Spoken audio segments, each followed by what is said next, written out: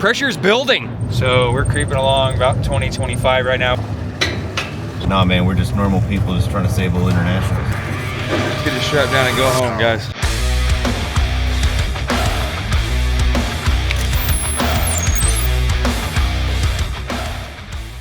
Okay, guys. Well, we are back home and rested and done hallucinating basically from freaking 28-hour days. Yeah, lack of sleep. Oh man, that was a trip. That was awesome. I hope you guys had a good time. We had a blast. That was like all these trips, man. We just keep like one-upping them with more and more crazy adventure, and it's awesome. It's I couldn't recommend anything to a car person more than doing something wild like this. It teaches you a lot about yourself, and it's an incredible experience. It's tough, but it's worth it. Yeah, and you better have some trust and faith in the vehicle you're driving when you do these though too. So don't get too big of a shit box and head across the world. You know, make sure it's got at least the basics. Yeah. We made it 1,600 out of the 1,900 miles it took to get home. And as y'all saw, we had a good buddy come and grab us, and we made it home in one piece, which was the main goal, was to get this cool old Travelall back home without ruining it. Was the main priority, is to not, you know, not throw a rod, not lose a drive shaft, not lose a wheel and tire, and ruin the side of the body. Yeah. So we're fixing to fire it up, take it in the shop, get it pulled apart, and see what the heck happened to this thing, and then fix it so that Steven can take his family for a ride in their new Travelall. Yeah. Listen to this thing.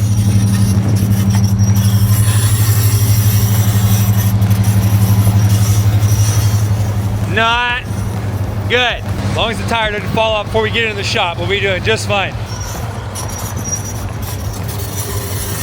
He is done skis. This one ain't making noise just yet.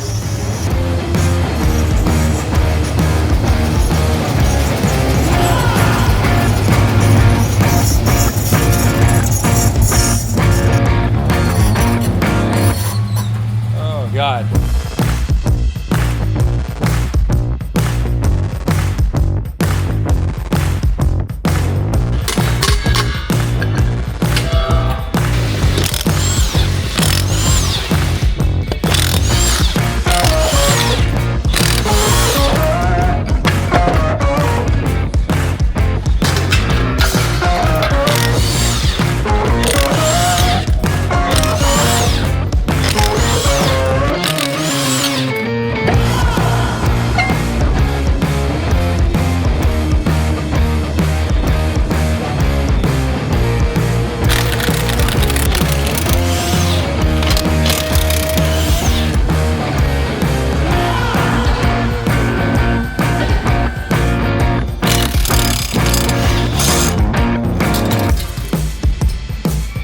Christ. Well, folks, I think I found the problem. See all them pieces? That, my friend, is a popped wheel bearing. Doesn't get more popped than that. We stopped at a good time before we had major problems. It could have been way worse if this came apart. It would have ruined the wheel wells on both sides of this when the tire ate all that up. So yeah, we know what's wrong. By God, wheel bearing came apart.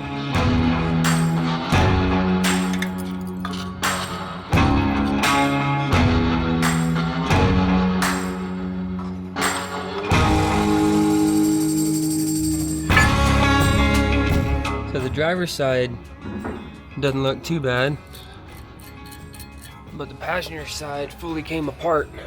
Hey dude. Hey, dude. Can I get some help?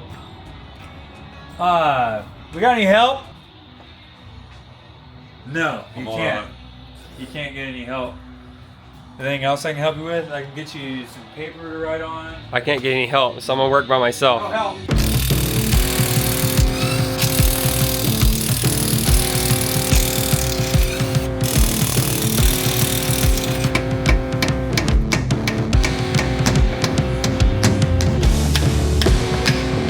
What in the f?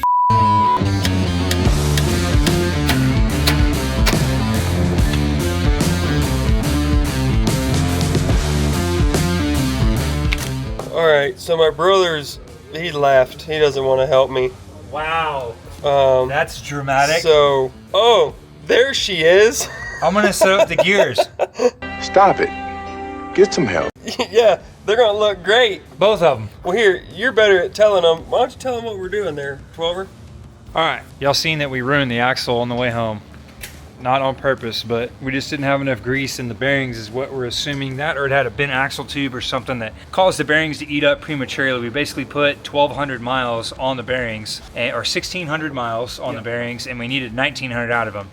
So this is what the end of the axle tube looks like. It is trashed. It has lost the press of what holds the race in. This is the race, and the bearing sets inside that, and the rollers chase around that race, and it's supposed to press in tight to the end of the axle tube and stay fixed so that the bearing is the only thing that spins.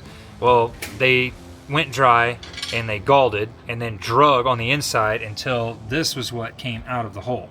So you can see that there is, you know, not real good. So anyway, the ends of these are ruined. And so what we've done is we bought a set of set 20 Which I got one. weld-on flanges. These here, not the black piece, but this shiny piece. And these have locator pilots on them, which we may end up cutting off if we find out that the axle tube is bent. First thing first is to pull the carrier out. So that's what we're doing.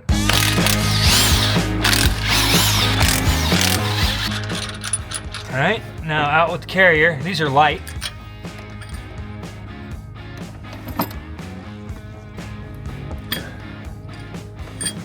Okay, so now with that out, where the bearing rides in that saddle, we have a bushing that we're gonna set in there and tighten the main cap down. All right there, ramrod.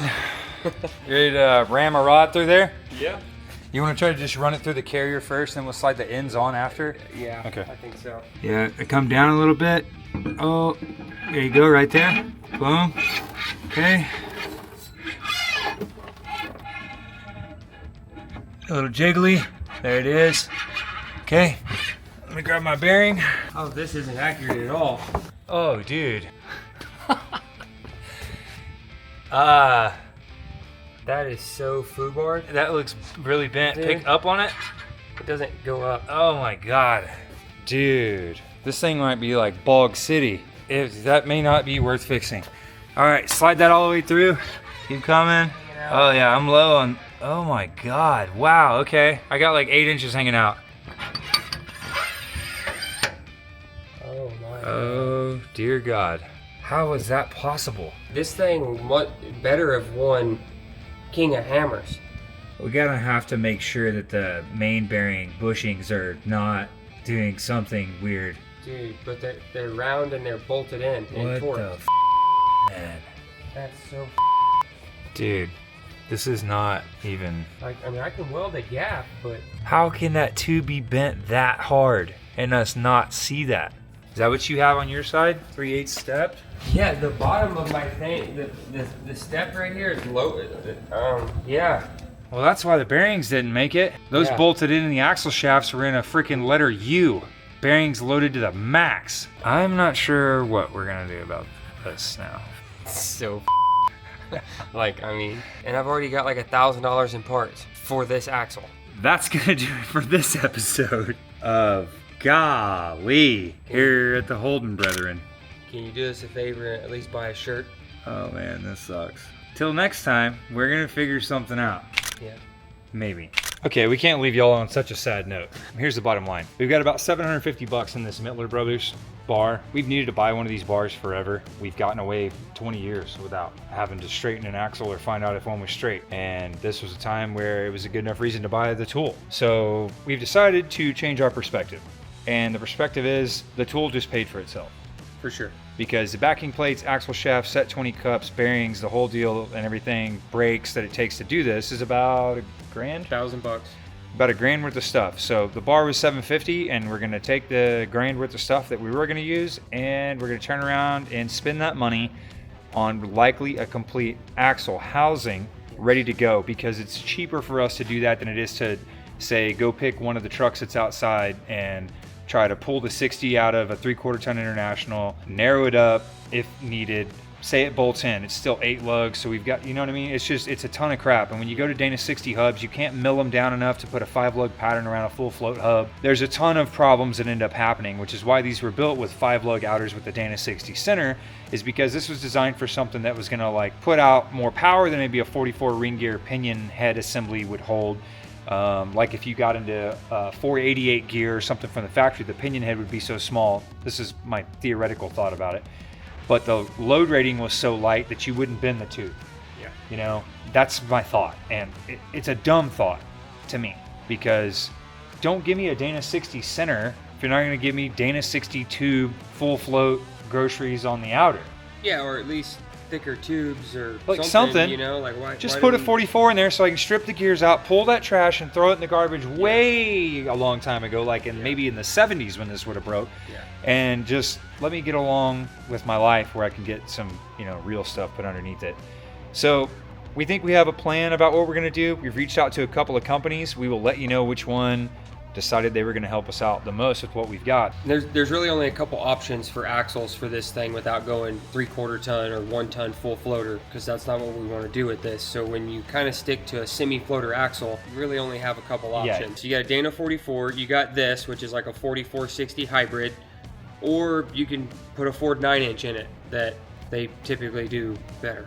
Yeah, they do pretty good. You can order a 9-inch with whatever you want. Yeah, all the parts are on the shelf. You can get anything. Super heavy duty for a half-ton axle. For sure. So we're not real been out of shape about it. Oh. Yeah, technically we are bent out of shape, without a doubt. Both ends of us. Yeah, I think we have a plan. So y'all stay tuned for the next part of this video. Seems like every video we do has a second part because we never just hit a home run on the first one. So y'all hanging in there. We'll come back and show you what we did to fix this. And maybe that's the same thing that you'll want to do when you go to fix your Cool International that you may or may not have bought yet. If you don't have one, you need to go get one. And you need to just get one. And before you go get one, go to bunkerbranding.com and get you a Backroad Binder shirt. That way when you are out there getting one, at least you got the right gear on. Come here. All right, we're going to leave you on that. Hope y'all had a good time. Till next time, lay. We hadn't looked at the front axle because why? Because she's probably bent too. Mama just got a brand new freaking 9-inch axle. Yeah, my arm's giving out. It's like jiggling. Which right here is all like, Yeah, Danny Georgia out.